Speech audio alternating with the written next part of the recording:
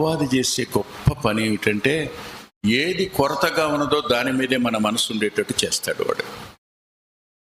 దేవుడు చేసిన ఇన్ని మేళ్ల మీద మనసు ఉండదు మనకి.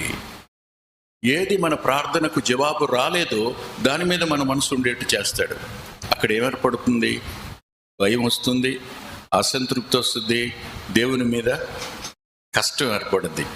ఎవరికి చోటిచ్చా చెప్పండి.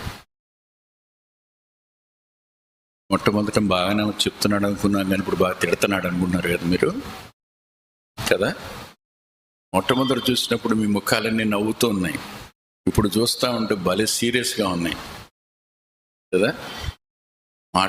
మాట్లాడితేనే బ్లేడ్తో కోస్తున్నట్టున్నాడు ఈయనని. తప్పదు, సరికావాలి. మనం రోజు వచ్చేస్తాడు ఆయన ముఖాన్ని ఎలా చూస్తాం రేపు.